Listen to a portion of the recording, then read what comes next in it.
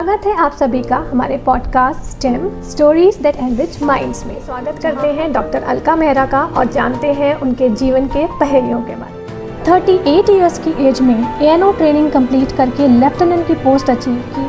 Her words hold as much as power as a remarkable journey in education and leadership. She is also the author of 3 books. I was hardly 20 when I got married. उस समय जो feeling होती है जब वो आकर आपसे कहते हैं अरे मैम आपने हमें उस क्लास में पढ़ाया था, तो वो जो फीलिंग होती है ना, वो सीरियसली वो सिर्फ एक टीचर ही समझ सकते हैं। NCC मेरे भाग्य की बात कही, मम्मा मैं तो 5 दिन में ठीक हो जाऊंगी, लेकिन आपको हमेशा अफसोस रहेगा कि आपने अपना कोर्स नहीं पूरा किया और आपने एक मौका गंवा दिया। लेफ्ट राइट लेफ्ट, वो सोते समय भी कानों में गूंजता रहता था। I was totally a warrior. Books are the best companion. Reading maketh a full man. Conference a ready man and writing an exact. मज़ा तो तब है जब पाँव में थकान रहे। मज़ा तो तब है जब पाँव में थकान रहे। आप सभी का हमारे podcast STEM stories that enrich minds में, जहां हर कहानी आपको नई सोच और प्रेरणा देगी।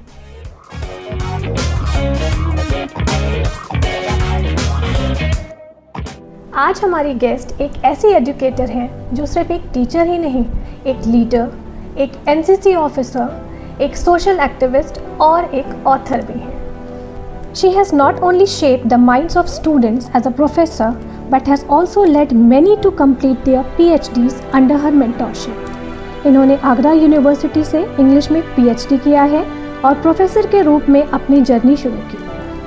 एक एजुकेटर होने के साथ साथ इन्होंने NCC इंचार्ज के रूप में भी अपना योगदान दिया। 38 इयर्स की एज में ANO ट्रेनिंग कंप्लीट करके लेफ्टिनेंट की पोस्ट अचीव की, जो एक एजुकेटर के रूप में एक अनोखी उपलब्धि है। आज भी ये NCC कैडेट्स के एनुअल ट्रेनिंग प्रोग्राम में एक्टिवली शामिल होती हैं, जिससे नए युवाओं में लीडरशिप और डिसिप्लिन का विकास हो सके। Her words hold as much as power as a remarkable journey in education and leadership. She is also the author of 3 books. और सिर्फ यही नहीं, ये एक सोशल वर्कर भी है जो कई सोशल क्लब्स की मेंबर हैं और समाज सुधार के लिए भी काम करती हैं। She has worn many hats like educator, mentor, officer, writer and social worker. उनकी अपनी सक्सेस स्टोरी एक मिसाल है डेडिकेशन और परसिवियरेंस की। तो चलिए स्वागत करते हैं डॉक्टर अलका मेहरा का और जानते हैं उनके जीवन के पहेलियों के बारे में। So welcome doctor Alka Mehra. Thank you very much. Sir Alka ma'am, आपने आगरा यूनिवर्सिटी से इंग्लिश में PhD की है जी। और साथ में ही आपने स्टूडेंट्स, आपके अंडर बहुत से स्टूडेंट्स ने PhD भी कंप्लीट किए, ऐसा हमें आपके प्रोफाइल से पता चला। तो आपको किसने इंस्पायर किया ये सब करने के लिए? इतनी अच्छी एकेडमिक बैकग्राउंड है आपका। एक्चुअली मुझे फैमिली से, जिसे कहना चाहिए, मजाक नहीं होगा और हाइपरबोली भी नहीं होगा, कि मेरे पैशन में ही टीचिंग है। क्योंकि मेरी मदर वो भी एज ए प्रिंसिपल रिटायर हुई हैं, वो भी इंग्लिश की ही टीचर थी। और मेरी बुआ जी जो हमारे साथ ही रहती थी, वो भी IOP वृंदावन में एज अ प्रोफेसर उन्होंने काम किया और उसके बाद वो भी उन्होंने अर्ली रिटायरमेंट लिया टीचिंग से ही। तो मुझे लगता था शुरू से ही ये था कि मुझे टीचिंग ही करनी है, उसके अलावा और कोई प्रोफेशन मुझे समझ में ही नहीं आता था। तो सिलसिला चलता रहा। बीच में मेरी शादी हो गई, एजुकेशन मेरी कंप्लीट नहीं हुई थी, लेकिन मेरे फादर एज की थी जब आपकी मैरिज हुई थी? I was hardly 20 when I got married. It was too early. और मैं कभी कभी कहती भी हूँ मजाक में कि मेरा बाल विवाह हो गया था। शादी के बाद ही मेरी सारी एजुकेशन कंप्लीट हुई और मैंने अपनी PhD भी शादी के बाद ही की है 2003 में। लेकिन जैसे कहते हैं ना कि भगवान को जो मंजूर होता है वो होके ही रहता है। तो मैंने छोटे मोटे बच्चों को सिर्फ एक शौकिया तौर पर शादी के बाद भी पढ़ाया, जिससे मेरा पढ़ाई से नाता नहीं छूटे। किताबों से मेरा विशेष लगाव था, तो बस यही रहा कि मैं पढ़ाती रही। कभी सोचा ही नहीं था कि इस प्रोफेशन में आना है। क्योंकि PhD कंप्लीट करने के बाद 93 में मेरी मैरिज हुई। 2003 में आई कंप्लीटेड माय PhD।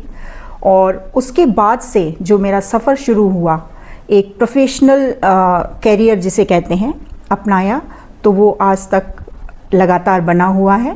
और मैं बच्चों के साथ टीचिंग करते हुए अपनी ज़िंदगी बहुत अच्छे से एंजॉय कर रही हूँ। नहीं, रियली काफ़ी इंस्पायरिंग है, बिकॉज 93 में आपकी मैरिज हुई और 2003 में, लाइक 10 इयर्स के इंटरवल के बाद आपने पीएचडी करी। मैरिज के बाद इतनी ज़्यादा रिस्पॉन्सिबिलिटीज़ आ जाती हैं और उसके साथ आपने फिर पीएचडी भी परस्यू किया और कंप्लीट भी किया, तो that is actually very very inspiring. इसमें मैं कहना चाहूँगी, ऐड ऑन करना चाहूँगी कि परिवार के सहयोग के बिना आप कभी भी कुछ भी अचीव नहीं कर सकते। इसमें मेरे पेरेंट्स का, मेरे फादर और मेरे मदर और साथ में मेरे हस्बैंड का भी पूरा सहयोग रहा। उन्होंने कहा है कि तुम्हारे लिए जो कुछ भी तुम अचीव करना चाहती हो वो तुम अचीव करो, मैं हमेशा तुम्हारे साथ में हूँ। और जिस समय मेरी सेकेंड डॉटर हुई 2002 में, तो उसके बाद मुझे ऐसा लगा शायद मैं अपना वर्क कंप्लीट नहीं कर पाऊँगी, लेकिन उनका विशेष सहयोग रहा, जिसकी वजह से मैंने 3 में अपनी पीएचडी को, मुझे 2003 में पीएचडी अवार्ड हुई। वो मेरे लिए बहुत खुशी वाला क्षण था और मुझसे ज़्यादा शायद मेरे हस्बैंड और मेरे पेरेंट्स खुश रहे कि जो कुछ मैं चाहती थी मैंने अचीव किया। बिल्कुल सही बात है, बिकॉज एक मैरिड लेडी के लिए किसी भी अचीवमेंट में उसके फैमिली का तो ऑब्वियसली बहुत बड़ा योगदान होता ही है, और ये एक सच्चाई है। अच्छा अलका मैम, ये बताइए कि आपने स्कूल टीचिंग की है, स्कूल टीचिंग के बाद आपने कॉलेज ज्वाइन किया, राइट? तो स्कूल टीचिंग में स्कूल लेवल पर बच्चों को पढ़ाना, फिर उसके बाद कॉलेज लेवल पर बच्चों को पढ़ाना, आपको क्या डिफरेंस लगा? Very vast difference, you can say कि नॉर्थ पोल और साउथ पोल होता है। बहुत ही अलग टेंडेंसी होती है स्कूल में, जैसा आप जानती हैं, आपने भी टीचिंग की है, कि स्कूल में बच्चे एक बार जब स्कूल के अंदर आ जाते हैं तो वो स्कूल के अंदर ही रहते हैं, उनके पीरियड्स होते हैं टाइम पे और उनके हर सब्जेक्ट की क्लास होती है। और सबसे बड़ा प्लस पॉइंट ये होता है कि उनका एक क्लास टीचर होता है, the one who is managing all the affairs of the students. उसको पता है कि किस समय कौन सा क्लास है, किस समय कौन सा बच्चा बाहर है या नहीं है। लेकिन कॉलेज टीचिंग एक बहुत ही बड़ा एरिया है, वहाँ पे सिलेबस के अलावा बहुत सारी टीचिंग करनी पड़ती है आपको। सिलेबस तो पढ़ाना ही पढ़ाना है, लेकिन आपको पता है कि इसके बाद बच्चे की जो असली परीक्षा होगी, उसका असली जो एग्ज़ाम है वो लाइफ का एग्ज़ाम है। उसको अलॉन्ग विद द जो एकेडमिक्स पढ़ाने के साथ साथ उसको लाइफ स्किल ट्रेनिंग भी देनी पड़ती है। This is the big difference. और उस समय बच्चा जब बड़ा हो चुका होता है तो उसको इतना आसान नहीं है समझाना, चीज़ों को समझाना इतना आसान नहीं है। उस समय चीज़ों को समझाना बच्चे को ऐसा लगता है जैसे आप उसे उपदेश दे रहे हैं, चीज़ें नहीं समझा रहे हैं। तो बहुत ही टीचिंग का जो लेवल है वो बहुत हाई हो जाता है और आपको उतना ही डीप लेवल पे जाकर उसको समझाना पड़ता है। लेवल हाई है लेकिन उसको उतनी गहराई के साथ आपको टैकल करना पड़ता है। तो ये बहुत बड़ा डिफरेंस है कि सिलेबस से इतर बहुत सारी चीज़ें आपको साथ में लेकर चलनी पड़ती हैं और ऑल राउंड डेवलपमेंट करना पड़ता है। ये नहीं है कि उसका खाली मेंटल लेवल पे ही डेवलपमेंट कर रहा है, उसको सारी चीज़ें लेकर चलनी है कि उसमें इथिक्स भी आए, मॉरलिटी भी उसके अंदर थोड़ी बहुत आती जाए, वो एक डेवलप हो अच्छे सिटीज़न की तरह, उसके अंदर वैल्यूज़ भी डेवलप करनी है। तो ये सारी चीज़ें आपको साथ में लेकर फोकस करके और बहुत ही पेशेंस के साथ आपको ये सारी चीज़ें टैकल करनी पड़ती हैं। तो that is really a very tough job, बहुत टफ है। बिल्कुल सही बात है। एक्चुअल में कॉलेज में आप लोग हमारे इंडिया के फ्यूचर सिटीजन्स को तैयार कर रहे हैं। बिल्कुल बिल्कुल बिल्कुल। तो वो एक बहुत ही बड़ी रिस्पॉन्सिबिलिटी होती है कि वो कैसे हमारे आगे, हमारा इंडिया कैसे प्रोग्रेस करेगा। बिल्कुल बिल्कुल बिल्कुल बिल्कुल सही बात है। लेकिन लाइक स्कूल टीचर से प्रोफेसर बनना तो ये एक काफ़ी बड़ा ट्रांजिशन होता है, है ना? तो लाइक ऑब्वियसली हर एक स्टेज पे कई कई चैलेंजेस भी होते हैं, तो कुछ आपने भी कुछ ऐसे चैलेंजेस फेस किए जब आप एक स्कूल टीचिंग जॉब से प्रोफेसर में आए? बिल्कुल किए, बहुत ज़्यादा। मुझे ऐसा लगा जब मैं पहली बार कॉलेज में गई तो मेरे सामने सबसे बड़ा सवाल था, क्योंकि मैं जिस उम्र की थी उस समय, तो उसी उम्र के ही बच्चे, क्योंकि ग्रेजुएशन लेवल पे, पोस्ट ग्रेजुएशन लेवल पे उसी उम्र के बच्चे आते हैं। एंड एक बहुत ही फ़नी इंसिडेंट मेरे साथ में हुआ कि मैं ऐसे ही जब मैं 2 दिन मैं सिर्फ कॉलेज गई थी और उसके बाद मैं यहाँ जब अपने होम टाउन में आई तो वहीं का कॉलेज का ही एक बच्चा शायद हमारे होम टाउन में होगा, और मैं मार्केट में जा रही थी, उसने फटाफट से भाग के आया, मेरी उम्र का ही एक लड़का, और उसने आके मेरे पैर छुए। तो दैट वाज रियली एक मेरे लिए अच्छा भी लगा और मेरे लिए बहुत बड़ा एक सरप्राइज़ भी था कि ठीक है 2 दिन में ही बच्चा मुझे पहचान कर, और मेरी उम्र का ही लड़का, और वो मेरे पैर छू के मुझसे आशीर्वाद ले रहा था। तो ये सारी चीज़ें अपनी ही उम्र के बच्चों को समझाना और उनको ये जताना कि हाँ मेरे पास बहुत कुछ है तुम्हें सिखाने के लिए, ये चैलेंजिंग था। बिल्कुल, कि मैं तुम्हें तुमसे बेहतर बना सकती हूँ। आज जिस स्थिति में तुम लोग हो उससे कुछ बेहतर बनाने के लिए मेरे पास टेक्निक्स हैं, सिस्टम्स हैं, और मैं बहुत ऑर्गेनाइज तरीके से तुम्हें एक बेहतर इंसान के रूप में डेवलप कर सकती हूँ। तो ये बहुत ही चैलेंजिंग टास्क था जब हम पहले कदम रखते हैं, और उसके बाद तो धीरे धीरे जब आपको एक्सपीरियंस होने लगता है। मैंने 2008 में ज्वाइन किया था एज ए प्रोफेशनल। उसके बाद तो सफ़र जैसे जैसे एक कदम हम बढ़ाते जाते हैं, मंजिलें आसान होती जाती हैं, रास्ता सामने दिखने लगता है, और आपको समझ में आने लगता है कि आपने गलत चुनाव नहीं किया है, आपने बिल्कुल सही जगह चुनी है। आपके लिए ये बच्चों की आंखों में दिखाई देने लगता है आपको। बिल्कुल सही कहा आपने। ये चीज़ बाद में समझ में आती है, लेकिन जब समझ में आती है तो बहुत ही खुशी देने वाली आती है।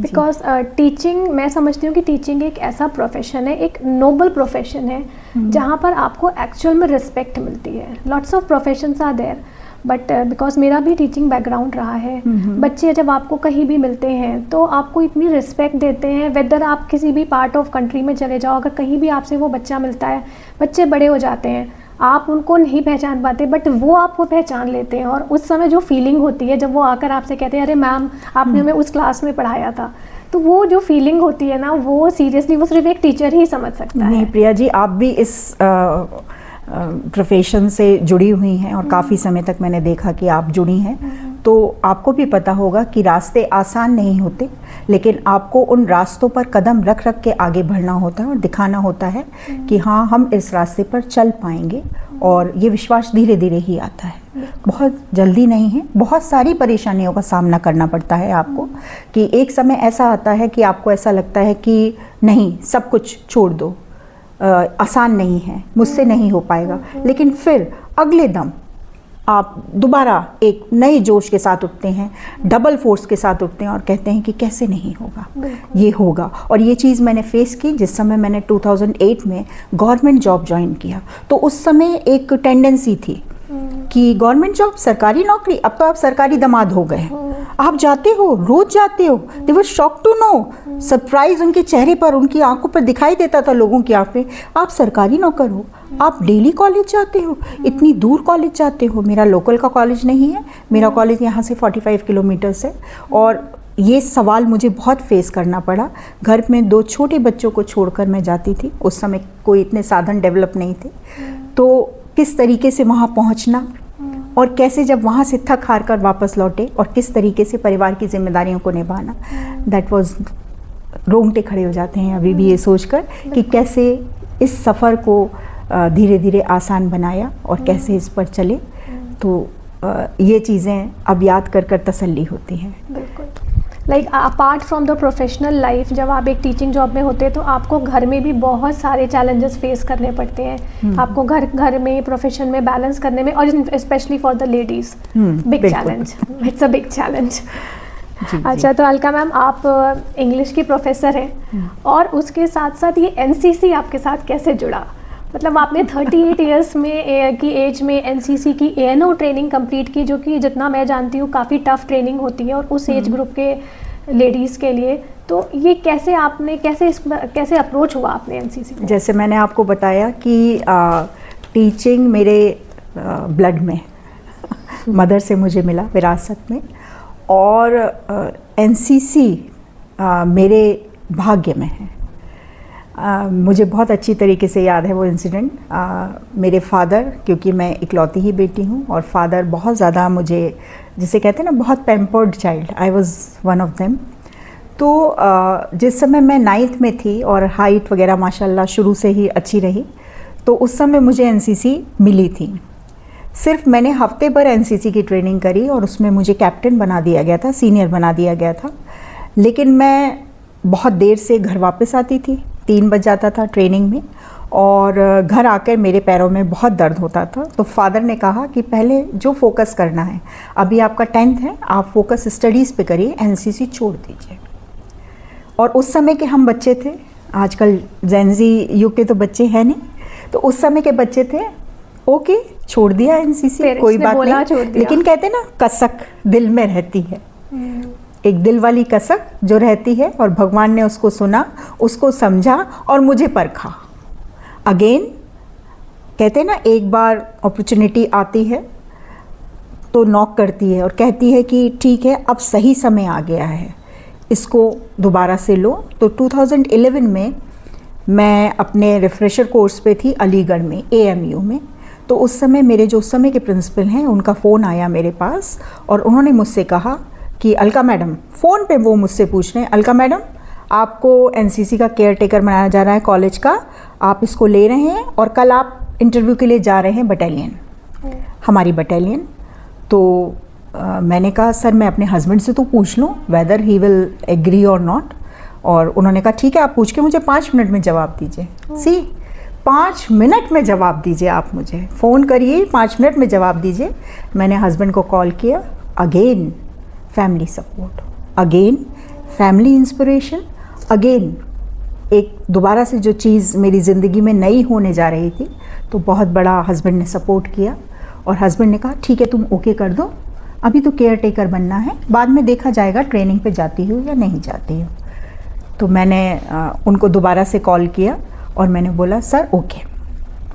मैंने उनको ओके कर दिया। उस समय मैं भी नहीं जानती थी कि मैंने किस चीज़ के लिए हामी भर दी है।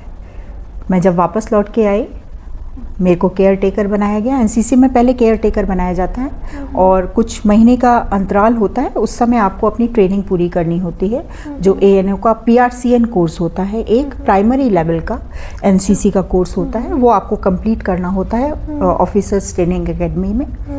उन्होंने मुझसे कहा आपको इंटरव्यू के लिए जाना है VC सर के पास। मैं VC सर के पास अगले हफ्ते ही इंटरव्यू के लिए गई और वहाँ पर उन्होंने बोला कि पहला क्वेश्चन उनका था, मैडम आप कोर्स पे जाएंगी या नहीं जाएंगी? क्योंकि इससे पहले मेरे कॉलेज में कोई भी जना कोर्स पे नहीं गया था, जिसकी वजह से एनसीसी खत्म हो रही थी। कोर्स पे जाने का मतलब ट्रेनिंग पर? ट्रेनिंग पे जाएंगी या नहीं जाएंगी, PRCN कोर्स जैसे मैंने बताया। तो मैंने कहा सर मैं जाऊँगी, क्योंकि तब तक मैं बहुत ज़्यादा जुड़ चुकी थी यहाँ की जितनी भी सोशल NGOs वगैरह हैं, सोशल सर्विस जो थी वो मुझे अच्छा लगने लगा था उसमें। मैं चाहती थी सिर्फ मैं पढ़ाई तक ना सीमित रहूँ, बल्कि मैं जितने भी समाज के उत्थान के लिए जितने भी काम हो सकते हैं, मैं उन सब से एक जुड़ाव सा महसूस करती थी। तो मुझे ये लगा ये बहुत अच्छा मौका है बच्चों को और अच्छे से जानने का।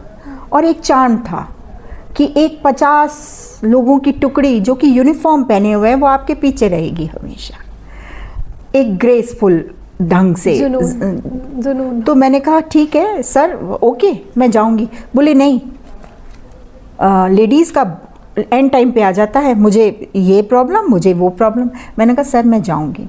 नेक्स्ट मंथ उन्होंने ओके किया। नेक्स्ट मंथ फिर मैं अपने PRCN कोर्स के लिए यहाँ से ग्वालियर OTA ग्वालियर में मैं गई। और उस समय मेरी परिस्थिति वास्तव में ऐसी नहीं थी कि मैं जा सकती। और मुझे अभी भी मैं भावुक हो जाती हूँ उस क्षण को याद करके कि उस समय मेरी बेटी जो छोटी वाली डॉटर है मेरी, वो 10 दिन से लगातार बीमार चल रही थी और डिटेक्ट नहीं हो पा रहा था कि उसको क्या बीमारी है। उसको बहुत हाई फीवर होता था और फिर एकदम से लो हो जाता था। तो मैंने कहा बेटा मैं नहीं जाऊंगी, मेरे कोर्स की डेट आ चुकी थी, लेकिन फिर भी मैंने उससे मना किया, मैं नहीं जाऊंगी। तो वो 10 साल की छोटी बच्ची, उसने मुझसे एक सेंटेंस कहा जो याद करते मैं भूल नहीं सकती।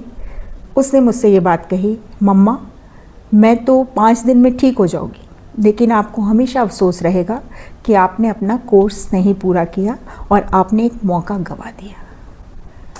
ये उसकी प्रेरणा थी, उसके शब्द थे, जिसकी वजह से मैं वहाँ पे गई। और वहाँ पे प्रिया जी आप यकीन नहीं मानेंगी, सब मेरे से उम्र में बहुत बड़े थे और प्रोफेसर तो बहुत कम लोग थे, सब फिज़िकल एजुकेशन टीचर और यही सब लोग थे। तो मैं वहाँ पे गई और वो शब्द मेरे कानों में गूंजते रहे, मम्मी मौका मिला है, मम्मी मौका मिला है, इसको ले लो।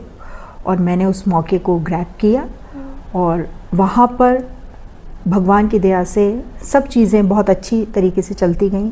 मैंने सब चीज़ों को समझ बूझकर अपनी उम्र के हिसाब से, क्योंकि मैं उस समय उस उम्र के उस पड़ाव में थी कि फ़िज़िकल ट्रेनिंग जो भी फ़ौज वाली ट्रेनिंग होती है वो करना शायद पॉसिबल इसलिए हो पाया क्योंकि मैं अंदर से जुनून लेकर गई थी कि जब मैं इतनी कठिन परिस्थितियों को पीछे छोड़कर आई हूँ यहाँ पर, तो मैं यहाँ से वापस अपने खाली हाथ लेकर नहीं जाऊँगी।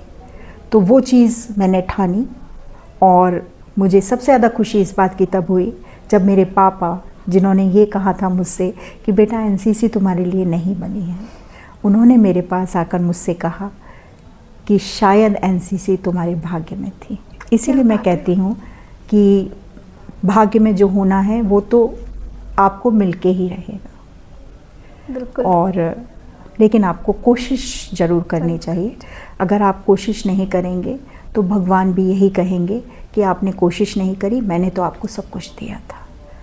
तो जो वरदान उन्होंने मुझे दिया उसको मैंने यूज़ किया और एनसीसी का कोर्स अपना पूरा करके जब मैं यहाँ पर आई हूँ तो मेरे उस समय के जो कर्नल थे जिन्होंने मुझ पर विश्वास दिखाया था कि मेरी एएनओ वापस नहीं आएगी। मेरे साथ 2 लोग और यूपी से गए थे, वो वापस आ गए थे। तो उनसे पूछा किसी ने कि आपकी बटालियन से भी तो एक एएनओ गई थी, तो बोले मेरी एएनओ वापस नहीं आएगी क्योंकि मैंने उसे विश्वास दिलाया है कि तुम्हारे पीछे मैंने गर्ल्स का एनसीसी में सिलेक्शन कर लिया है। एंड फॉर योर नॉलेज मैं बताना चाहूँगी कि मैंने जब अपना कोर्स कंप्लीट किया 2012 में, तो उस समय मेरी जो बटालियन है यहाँ की 25 यूपी बटालियन एनसीसी शाहजहाँपुर, उसका वो 25th ईयर ऑफ कंप्लीशन था और मैं पहली लेडी एएनओ थी अपनी बटालियन की, जिसके अंडर में लड़कियों की भर्ती शुरू हो गई, मिक्स्ड बटालियन बन गई।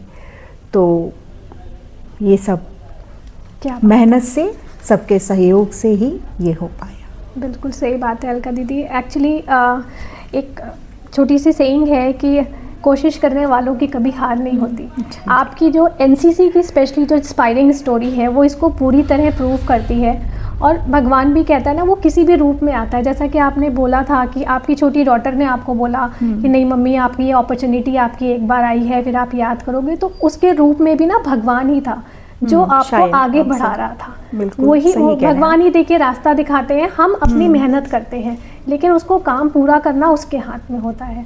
तो वो किसी ना किसी रूप में हमारे पास आ जाता है। तो और उसके बाद से घर में बड़े ही मज़ाक़िया ढंग से होता है। कभी कभी जब भी मैं कभी कंप्लेन करती हूँ कि मेरा स्वास्थ्य ठीक नहीं हो रहा है या क्या है, तो हस्बैंड और बच्चे बहुत उससे कहते हैं ठीक है फिर से तुम्हें ट्रेनिंग पे भेज देते हैं, तुम्हारे सारे जितने भी हेल्थ रिलेटेड प्रॉब्लम है वो सारे ठीक हो जाएंगे। हाँ। तो मैं भी उसे मजाक में लेती हूँ, लेकिन ये बहुत ही सही बात है कि फिज़िकली फिट अगर होना है तो इस तरीके के काम आपको अपने हाथ में लेते रहने चाहिए कभी कभी। लेकिन ये एनसीसी की ट्रेनिंग आई थिंक इतनी आसान नहीं है, फिजिकली काफ़ी टफ है। मतलब एक छोटा सा आप रूटीन बताएंगे, जब आपने वहाँ पर ट्रेनिंग करी थी तो मॉर्निंग से क्या रूटीन रहता था आपका? मॉर्निंग तो वहाँ हमेशा रहती थी, रात होती ही नहीं थी। सिर्फ हमें, मुझे याद है बहुत अच्छी तरीके से, कभी 2.5 घंटे सोने को मिलता था, कभी 3 घंटे सोने को मिलता था पूरे दिन भर में। जो मेल पीपल की ट्रेनिंग होती है वो थोड़ा सा अलग टाइप की है। हम लोगों की जो फीमेल लोगों की ट्रेनिंग होती है, जो OTA officers training academy Gwalior में होती है, वो थोड़ा सा लिटिल बिट डिफरेंट होती है। वहाँ पर early in the morning at 5 o'clock हम लोगों को जिसे कहते हैं ना रोल कॉल के लिए बुला लिया जाता था। तो हमें 5 बजे के लिए सुबह 4 बजे उठना पड़ता था और उठ के अपना सुबह रनिंग होती थी, 1600 उसकी मीटर की रनिंग होती थी। और वो चाहे किसी भी उम्र का है, इट इज़ कंपलसरी क्योंकि फ़िज़िकल ट्रेनिंग है आपकी। तो वो रनिंग होती थी और उस रनिंग के बाद आपका एक्सरसाइज होता था। उस एक्सरसाइज के बाद 3 मंजिल ऊपर चढ़ के आपको जाना है। कोई लिफ्ट फैसिलिटी नहीं है, कोई रेस्क्यू नहीं है, किसी तरीके का कोई आपके पास एक्सक्यूज़ नहीं है। आपको सीधे भाग के जाना है एंड विद इन 10 मिनट्स आपको अपनी पूरी वर्दी लगा कर नीचे आना है। पूरी वर्दी जिसमें आपका पैंट ट्राउज़र्स होते हैं, शर्ट होती है, आपका हैकल होता है, कैप होता है, बैरे होता है, सारा आपको लेनियार्ड वगैरह सब होते हैं, बेल्ट वेल्ट, जूते, DMS बूट पहन के आपको पूरा पूरा तैयार होके, पूरा ड्रेसअप होके आपको 10 मिनट में नीचे आना है। You will take your breakfast and then after breakfast आपका ड्रिल का पीरियड चलेगा, मतलब कंटिन्यूएशन में चलता जाएगा। बीच में सिर्फ आपको 5 मिनट का ब्रेक मिलता है, जिसमें आपको लेमन वाटर मिलेगा या फिर टी मिल जाएगा या कुछ इसी तरीके का रिफ्रेशमेंट मिलेगा। अदरवाइज आपके 2 ड्रिल के क्लासेस होंगे जो आपको वर्दी में पहन के करने पड़ेंगे। उसके बाद आपका रिटन क्लास हो जाता है। देन आफ्टर लंच आपको फिर आधे घंटे का, पौने घंटे का रेस्ट मिलेगा। आपको स्पोर्ट्स अपने जो भी है, आपका स्पोर्ट्स टी शर्ट है या आपका लोअर टी शर्ट है वो पहन के आपको स्पोर्ट्स ग्राउंड में आ जाना है। उसके बाद आपका 7 बजे, 7:30 बजे आपको फिर से दोबारा से आपको रोल कॉल होगी, जिसमें आप परेशानियां बताएंगे और खड़े होके होती थी। 2 घंटे, 2.5 घंटे, कभी कभी 3 घंटे भी आपको वैसे ही खड़ा रहना है दिन भर के बाद। उसके बाद पर आपका डिनर, और डिनर के बाद में आप सोने चले गए। आपने सोचा रेस्ट हो गया, लेकिन तभी आपके रूम में जो स्पीकर लगा हुआ है वो बोलेगा फटाफट से नीचे आइए, आपको अपनी यूनिफॉर्म सिल के आ गई है, यूनिफॉर्म चेक करनी है, नीचे आइए, आपके ग्रुप का जो कैप्टन है उसने बुलाया है, कोई मीटिंग है। तो again you have to rush down. और फिर उसके बाद जो मीटिंग शुरू होती थी वो 2 बज रहे हैं, 3 बज रहे हैं, कोई फ़र्क नहीं। सिर्फ आपको अगर पूरे मेरे 3 महीने का पीरियड, जो 90 डेज़ का जो पीरियड होता है, उसका अगर अंदाज़ा लगा के देखेंगे तो पूरे 3 महीने का पीरियड कहने को कह सकती हूँ पलक झपकते ही बीत गया। आज लगता है कि वो एक एक दिन कैसे मैंने काटा होगा। वो पलक झपकते बीत गया 3 महीने का जो पीरियड।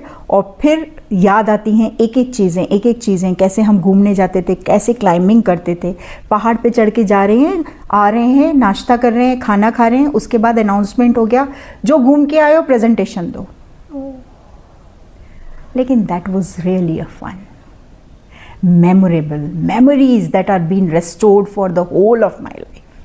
सीरियसली, मतलब एक दिन का जो आपने रूटीन बताया, हाँ। मैं बस आपको देख ही रही थी कि ये रूटीन एक दिन का है और वो 90 डेज तक।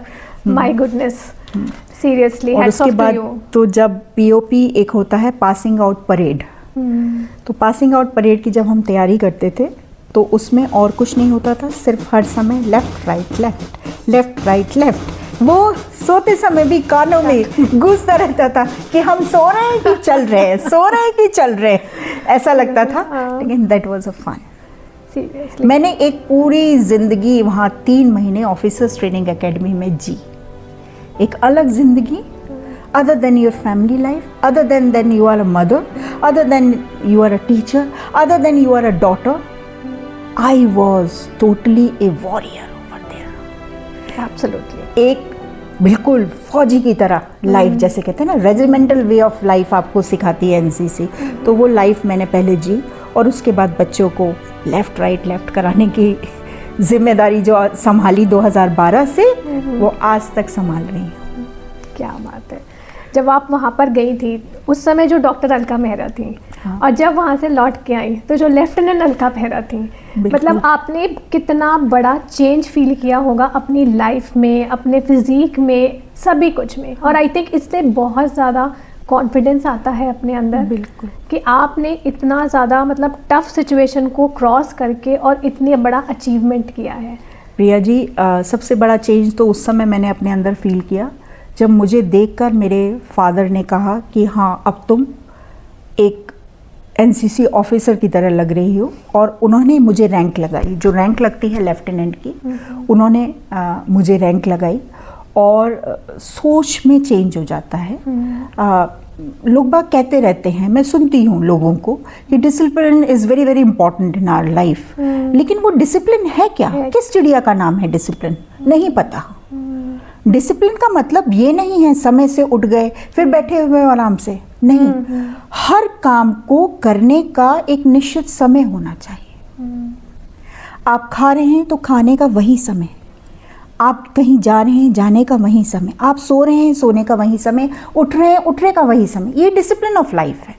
और ये लाइफ में डिसिप्लिन कैसे आता है? जब आप उससे गो थ्रू होते हैं 3 महीने, चाहे अनचाहे, willingly unwillingly, you have to follow that routine. And When that routine has come inside your body, आपने जान लिया कि हाँ ठीक है, इस रूटीन को फॉलो करके मैंने ये अचीव किया, ये मेरा अचीवमेंट है, ये मेरी रैंक है, ये मेरी डिग्निटी, ये मेरी चीज़ों में चेंज आया, देन आप समझ जाते हैं this is the discipline about which everybody is talking. तो ये डिसिप्लिन सीख लिया लाइफ का सार सीख लिया कि हाँ ऐसे जीने में मज़ा है, ये भी एक ये जिंदगी है, ये अलग सोच है, ये संभावना है चेंज की।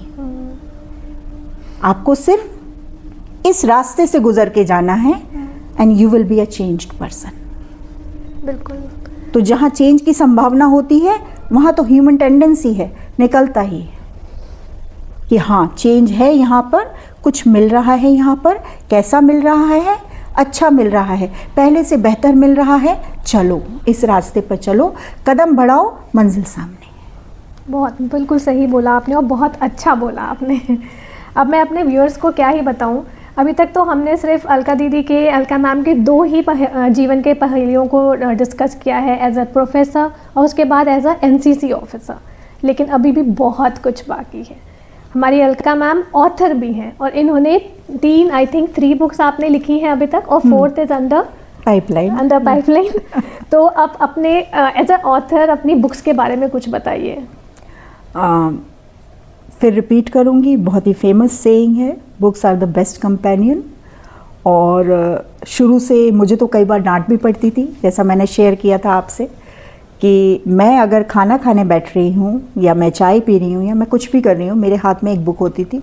और वेरी इंटरेस्टिंग एक किस्सा मैं सुनाना चाहूँगी। बुक्स में आगे बढ़ने से पहले मेरी मैरिज बहुत, मैंने जैसे बताया, बहुत ही अर्ली एज में तय हो गई थी। I was hardly 20। तो उस समय बच्चा बुद्धि होती है और घर की लाडली भी थी। तो शादी जब तय हो गई थी तो मम्मी पापा की कुछ एक एप्रीहेंशंस होती हैं कि बच्ची को ये सिखाया जाए ताकि इसका ससुराल में ये खुश रहे। तो मेरे फादर उस दिन शायद जल्दी थोड़ा घर आ गए थे और मदर ने चाय बनाकर रखी and I was busy reading a book. ठीक है, चाय बनकर आ गई, still I was busy reading a book and father was sitting in front of me और वो मुझे देख रहे हैं, कभी मेरे ऊपर गुस्सा नहीं किया और उन्होंने मुझसे कुछ नहीं कहा। उठे और बिस्किट और के डिब्बे लाकर रखे सामने और मुझसे सिर्फ एक सेंटेंस कहा कि ससुराल में भी ऐसी ही किताबों में नज़रें गड़ा के बैठी रहना, चाय नाश्ते की फ़िक्र मत करना। और उसके बाद उन्होंने मुझसे 2 दिन बात नहीं करी और मैंने भी 2 दिन नहीं बात करी। मेरा गुस्सा इस चीज़ पे नहीं था कि उन्होंने मुझे गुस्सा किया, मेरा गुस्सा इस चीज़ पे था कि अब मेरी शादी होने वाली है, तब इन्होंने अपना गुस्सा मुझे दिखाया। तो ये कुछ ऐसे इंसिडेंट्स हो जाते हैं, लेकिन किताबें सच्ची दोस्त होती हैं।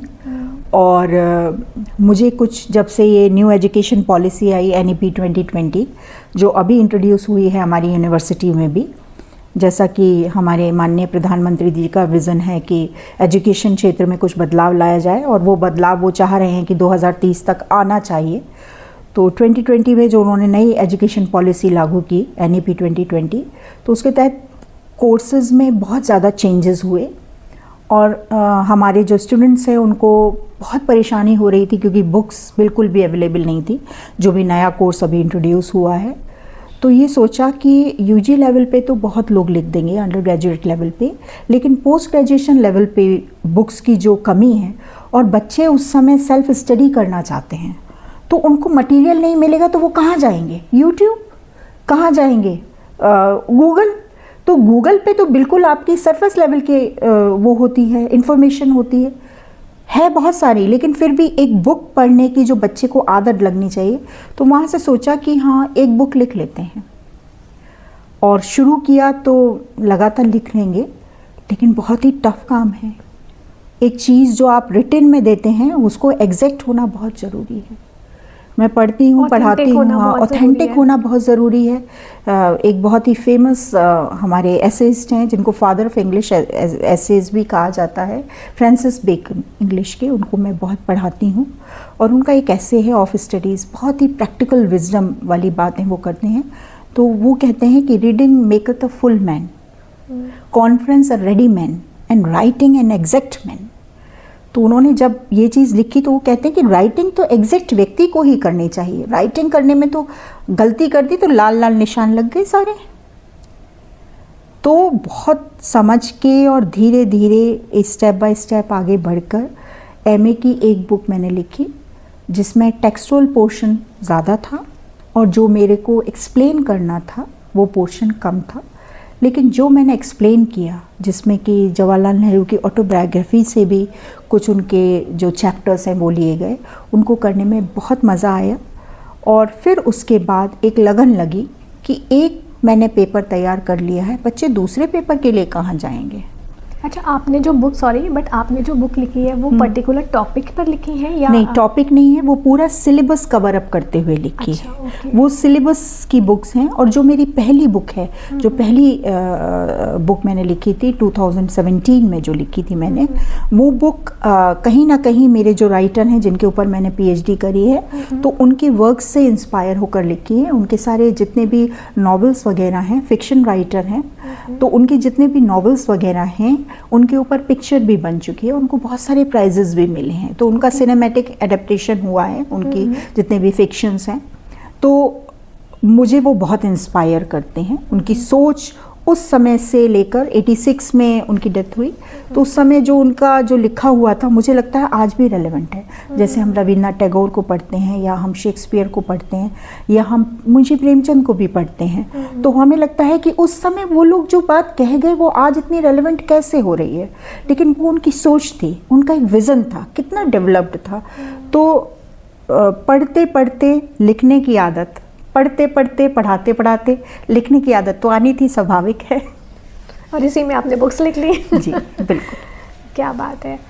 लेकिन अलका मैम, जैसे एक राइटर बनने का क्या प्रोसेस होता है? मतलब it's like I am asking for me also, because कैसे एक राइटर बना जा सकता है, कैसे एक ऑथर बना जा सकता है? आपको अभी पहले एक उदाहरण क्या दिया था, reading maketh a full man. अगर आपको कुछ लिखना है तो पहले पढ़ना तो पड़ेगा। आपको उस चीज़ की, आपको अगर एक, हम लोगों को रिसर्च पेपर लिखने होते हैं, तो आपको अगर एक पेज लिखना है तो यकीन मानिए आपको 10 पेज पढ़ने हैं। और 10 पेज पढ़ने नहीं हैं, गुनने हैं। There is a difference between knowledge and wisdom. Obviously.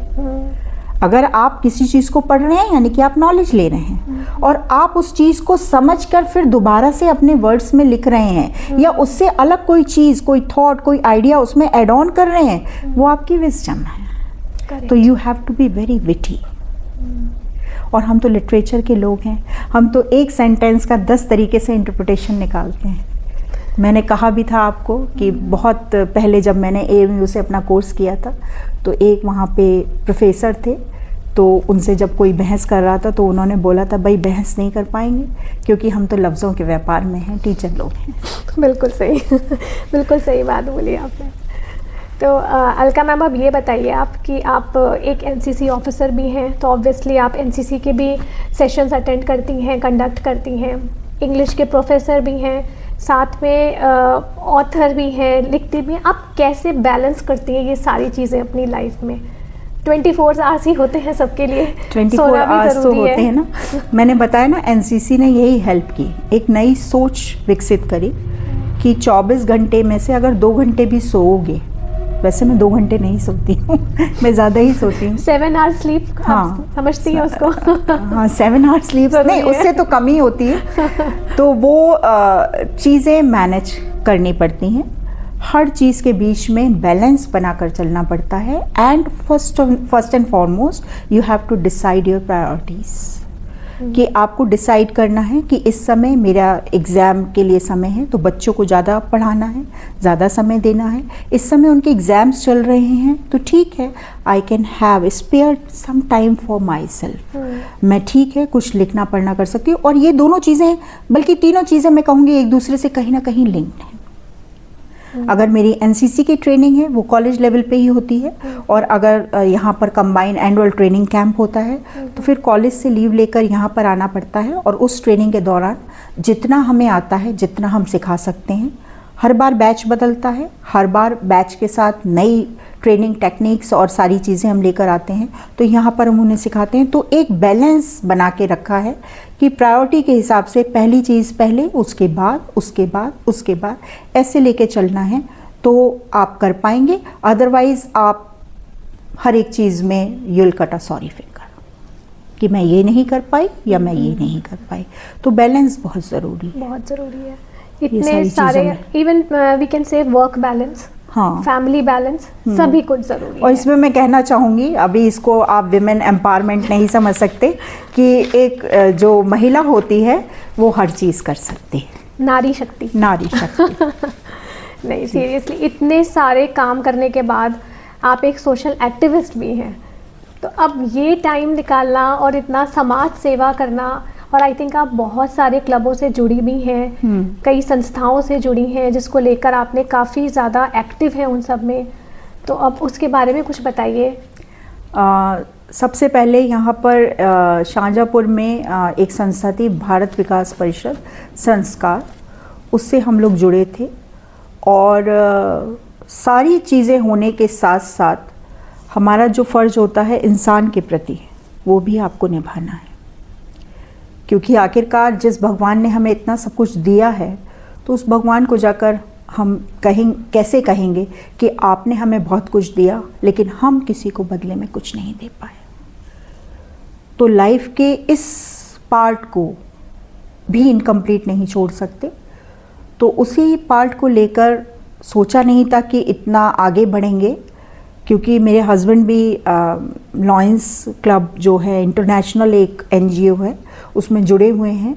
तो उसी चीज़ को लेकर आगे चले, और इसमें मेरा सहयोग मेरे NCC की जो एक्टिविटीज़ हैं वो बहुत करती हैं।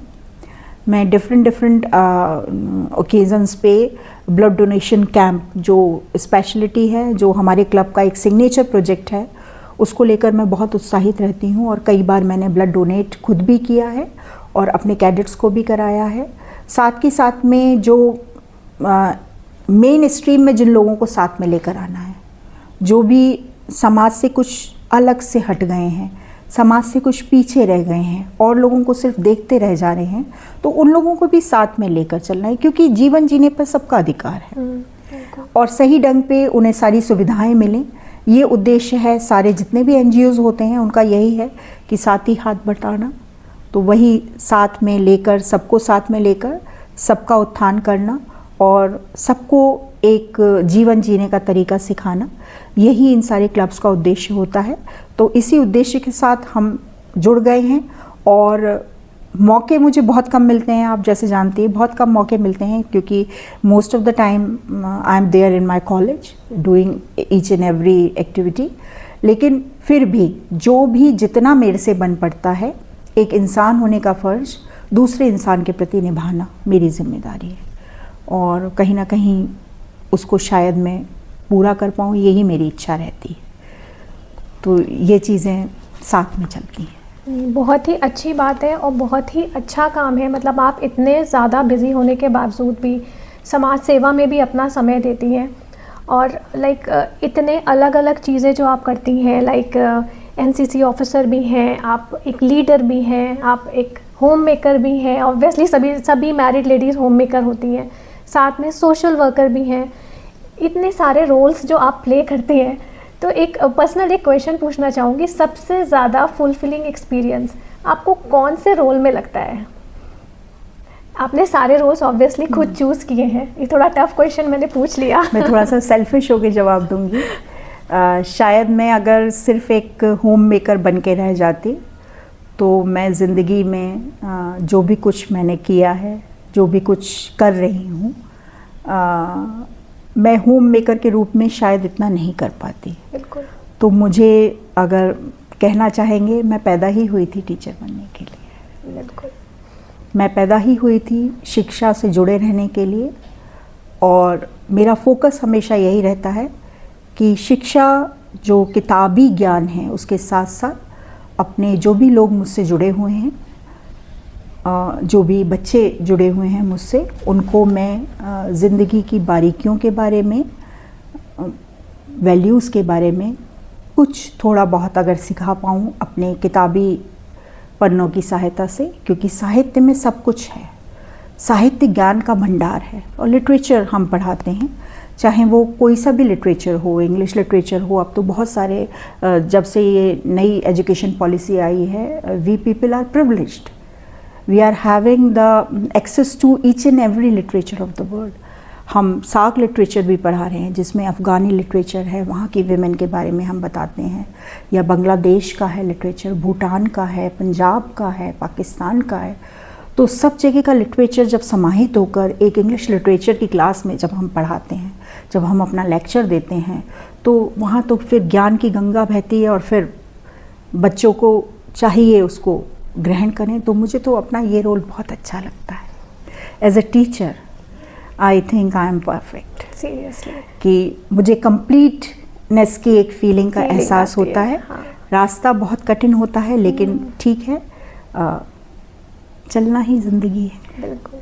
शिक्षा ग्रहण करना और शिक्षा प्रदान करना, एज अ टीचर हम शिक्षा प्रदान करते हैं और उसमें जो फीलिंग आती है, जो एक अपने अंदर सेटिस्फैक्शन आता है, वो एक टीचर ही समझ सकता है।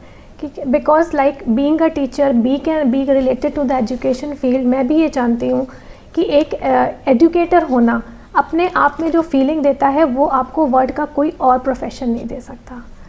और आज हम लोगों ने इतनी अच्छी बातें करी अलका मैम से, उनकी स्टोरी इतनी इंस्पायरिंग है, इतने सारे रोल्स उन्होंने प्ले किए और अभी भी कर रही हैं। और उनकी ये स्टोरी आई थिंक आप लोगों को भी इंस्पायर करेगी कि जो भी लोग जो कुछ करना चाहते हैं, अपने अंदर अगर दृढ़ विश्वास है तो आप कुछ भी पा सकते हैं। And specially for the ladies, इनकी स्टोरी तो बहुत इंस्पायरिंग है। जो हम लोग ये सोचते हैं ना कि मैरिड लेडीज़ हो गए, 2 बच्चे हो गए, अरे अब तो हमारा फिज़िकल उतना अलाउ नहीं करेगा हमें कि हम इस NCC जैसी चीज़ों के बारे में सोच भी पाएँ। तो ये एक बहुत बड़ा एग्जाम्पल है कि after having 2 kids she thought of at the age of 38 years she thought of doing the training NCC, the very very tough training, और उन्होंने उसे कंप्लीट किया। और उसके बाद आज उनके अंदर बहुत सारे बच्चे ट्रेनिंग ले रहे हैं, जो कि अपने आप में एक बहुत ही बड़े प्रेरणादायक स्टोरी है। 2 बच्चों ने अभी पिछले साल और इस साल रिपब्लिक डे जो कैंप होता है वो हर एक NCC कैडेट का सपना होता है। और बहुत सालों बाद हमारे ही कॉलेज से लगातार 2 सेशंस में 2 कैडेट्स ने ये सपना पूरा किया अपना, और साथ के साथ उनको हमारी जो राज्यपाल हैं उनके द्वारा उन्हें गोल्ड मेडल भी मिला है। क्या 2 बात बच्चों है, को। क्या बात है। तो मुझे लगता है कि इसमें भी वो पड़ाव आया जिसकी मुझे इच्छा थी। जब हमारे पढ़ाए हुए बच्चे कुछ इस तरह से अचीव करते हैं तो टीचर को लगता है कि ये हमारा ही अचीवमेंट है। बिल्कुल, मतलब जितनी खुशी और दिल से जो दुआएं निकलती हैं ना टीचर के, वो एक्चुअल में जाके बच्चों को लगती हैं। तो अलका मैम, आपसे बात करके बहुत अच्छा लगा। Same here. बस चलते चलते एक मैं ये चाहूँगी आप हमारे यूथ को ये मैसेज दें, जो बच्चे अभी आगे बढ़ रहे हैं, कोशिश कर रहे हैं, अपने करियर में जाने की कोशिश कर रहे हैं, कि वो अपना करियर में सक्सेस कैसे पा सकते हैं। एंड स्पेशली आज के जो बच्चे हैं जो AI से बहुत ही ज़्यादा उनको मतलब हर चीज़ में AI से इन्फ्लुएंस हैं, तो आप इसके बारे में कुछ मैसेज देना चाहेंगे हमारे यूथ को? देखिए, अभी तो मैं अपनी मंजिल में तक पहुंची नहीं हूँ, अभी तो रास्ते में ही हूँ मैं भी, तो बहुत कुछ तो नहीं कह सकती। सिर्फ इतना मैसेज देना चाहती हूँ कि किताबों से अपना नाता नहीं तोड़ें। ये ज़रूरी है कि AI का ज़माना आ गया है, ChatGPT का ज़माना है, लेकिन आपकी जो सही में मदद कर सकती हैं, जो सही आपका साथ देंगी आपकी मंजिल तक पहुंचने के लिए, क्योंकि मंजिल तक पहुंचने का रास्ता बहुत कठिन होता है और बहुत मशक्क़त करनी पड़ती है। कहते हैं ना, वो जेनज़ी बच्चे हैं, उन्हें सब कुछ क्या चाहिए, एक चुटकी बजाते ही सारी चीज़ें चाहिए। एक चुटकी से जोमेटो आ गया, सब पे ऑर्डर दे दिया उन्होंने, घर पे बैठे बैठे सारी सुविधाएं उन्हें मिल रही हैं। लेकिन सफलता एक चुटकी का खेल नहीं है, सफलता के लिए बहुत परिश्रम करना पड़ता है। और अगर आप ये मान के चल रहे हैं कि sky is the limit for you, तो फिर आपको मेहनत करनी है। और अगर आपको पढ़ाई में ही अपने एकेडमिक्स को लेकर ही कुछ अगर आगे जाना है, तो किताबों से नाता जोड़िए। वो किताबें आपको ऐसा पंख देंगी जिससे आप बड़ी से बड़ी उड़ान भरने के लायक बन जाएंगे। और मैं अगर इजाज़त हो तो राहत इंदौरी जी का एक शेर है, बिल्कुल, वो मैं उन बच्चों के लिए कहना चाहती हूँ जिन्होंने वास्तव में बहुत ऊंचे ख्वाब देखे हैं। तो चुटकियों में कुछ नहीं हो जाता बच्चों। सफ़र की हद है जहाँ तक जहाँ निशान रहें, सफ़र की हद है जहाँ तक जहाँ निशान रहें, चले चलो वहाँ तक जहाँ खुला आसमान रहे। ये क्या चले उठे और मंजिल मिल गई, ये क्या चले उठे और मंजिल मिल गई। मज़ा तो तब है जब पाँव में थकान रहे, मज़ा तो तब है जब पाँव में थकान रहे। Thank you. Very good, thank you so much Alka ma'am. आपने अपना वैल्यूबल टाइम हम लोग को दिया और हमारे व्यूअर्स को आई होप आप लोगों को बहुत ही ज़्यादा इंस्पिरेशन मिला होगा हमारी अलका मैम की स्टोरी से कि आप अगर कोई भी चीज़ ठान लेंगे तो ऑब्वियसली बिल्कुल पूरा करेंगे लाइफ में। I want to extend my heartfelt thanks to Alka ma'am for sharing her experiences and her inspiring story with us. And I hope हमारे viewers को ये conversation पसंद आया होगा। आप लोगों के अगर कोई भी questions हैं तो आप लोग comment section में छोड़ सकते हैं, हम उसका definitely reply करेंगे। And to my dear listeners, please subscribe to my channel STEM Stories That Enrich Mind अगर आप लोग को ये हमारे conversations पसंद आ रहे हैं। And until then, stay tuned for the next episode and keep smiling, keep growing and keep making a difference.